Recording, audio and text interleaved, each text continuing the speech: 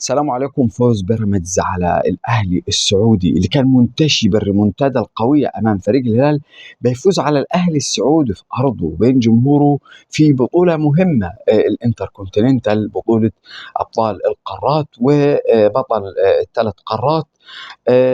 3 أهداف للاعب اللي اتكلمنا عنه، المهاجم الأفضل والأحسن، وقبل كده قلنا اللي عايز مهاجم بإمكانيات فيستون مايلي اللي جاب هاتريك وجاب هدف ما اتحسبش، كان في اوفسايد يعني يعني بدرجات بسيطة جدا أو سنتيمترات عن الهدف الشرعي. وكان في يعني كمان أهداف كثيرة ضائعة من فريق بيراميدز اللي تلاعب بفريق الأهلي السعودي بصراحة على ملعبه.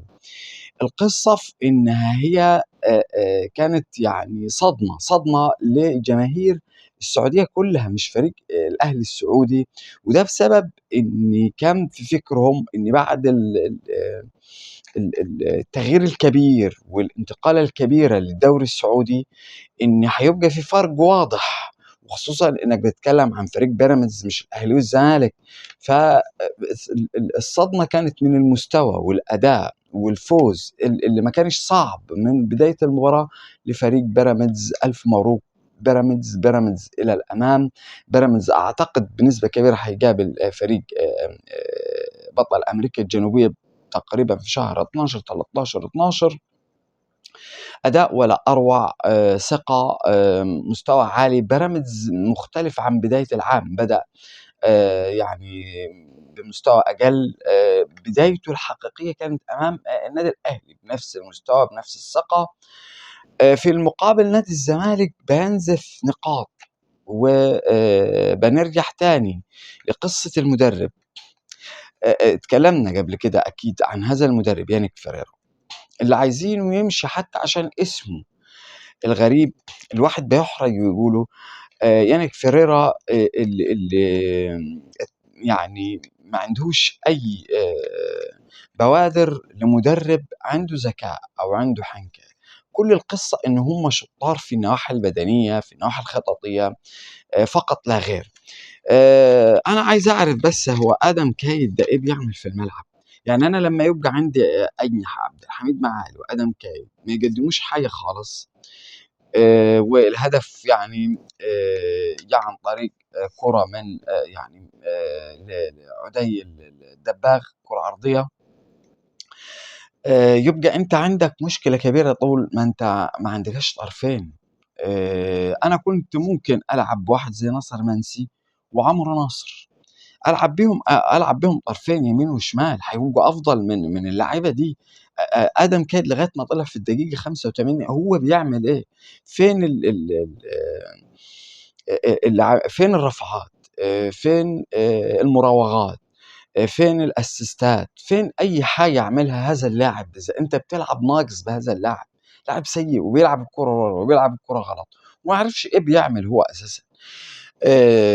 هذا اللاعب بس عبد الحميد معالي أنت شايفه الشوط الأول ما قدمش، بداية الشوط الثاني على طول غيره. ما هيستحملش إن أجرب لاعب ولاقيه ما هي من المشرحة مش ناقصة كتلة. بتكلم عن ناصر ماهر، لا ده لاعب خفيف، ربع ساعة وطلعه خلاص، ما بيستحملش أكتر من كده.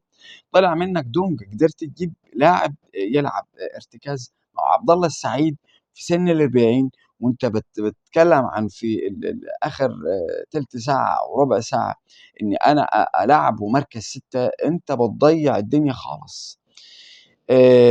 جونا بيلعب ضاغط عليك من بداية الشوط، اعمل الهدف لا يكفي. الأداء فيه مشاكل، وأنت كل القصة دي أنا مش عارف بتفكر في إيه. يعني أنا عايز أعرف أنت شايف اللعيبة أساسا، أنت شايف مستوى اللعيبة؟ واحد زي فتوح كارثة. الزمالك لازم يتخلص من هذا اللاعب اللي هو بصراحة عالة على فريق الزمالك. حسام عبد المجيد علامة استفهام، ولما يجي خلاص يركن دكة لأنه هيضيع الفريق. شكله كده مش طبيعي، شكله في مكان تاني. نادي الزمالك مع هذا المدرب مش هيبقى مستقر ومش هياخد بطولات. هيلعب ماتش قوي زي اللي عمله كده مع فريق المصري ويرجع بعد كده يخر ويخسر كل نقاط. مشاكل كتير نادي الزمالك، انا مش عارف يعني. خلي بالك كمان ما تضمنهوش، ممكن يلعب مباراة تبص تسكت بقى. طيب إذا اتكلمنا عن فريق النادي الأهلي يعني نفس الحال. عماد النحاس فنيًا قليل جدًا، النادي الأهلي لا يستحق الفوز النهارده. ويمكن حتى ولا التعادل. فريق حرس الحدود لعب مباراة قوية وكان ممكن يقدر يفوز، والنادي الأهلي بصراحة كان محظوظ بإن في فرص كتيرة وانفرادات كانت ممكن يعني تخلّي النادي الأهلي يخسر النهارده كمان مش يتعادل، ولكن بيفوز. أنا ما أعرفش الكورة دي بتاعة ياسر إبراهيم هل فيها تسلل والّا لأ؟ هي كورة دقيقة جدًا. يعني نتكلم عن محمد شريف، أكيد سخط جماهير النادي الأهلي من المهاجم اللي جه كارثة بالنسبة للنادي الأهلي. النادي الأهلي وهو بيتفرج على فيستو مايلي بيقول إزاي أنا عرفتش أجيب لاعب زي ده، إزاي نادي الزمالك متأثر بمحمود بن تاني. أنت عندك لاعب اللي هو أرون أوشيانج ده اللي جايبه بديل لعمار، ما تنزّل اللاعب ده، ما أنت هتلاعبه متى؟ أنت اللاعب ده اللي جايبه باك يمين ليه شهر قاعد عندك، أنت متى هتلاعبه؟ إيه ده؟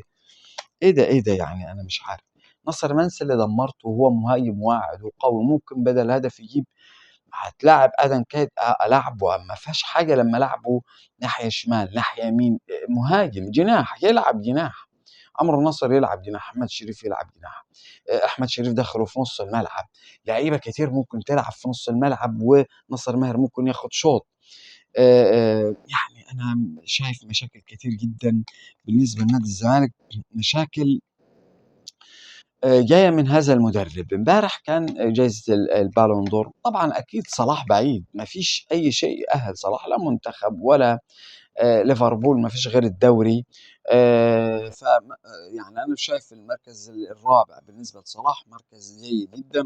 عثمان ديمبلي هو صاحب الكرة الذهبية في البالون دور ويستحقها. فريق باريس سان جيرمان وفرنسا خدوا بطولة دوري الأبطال وخدوا الدوري الفرنسي إنجازات. ولاعب بصراحة هو الأفضل في العالم، سرعة ومهارة وكل شيء في كرة القدم. لاعب زئبق عثمان ديمبلي يستحق هذه الجايزة.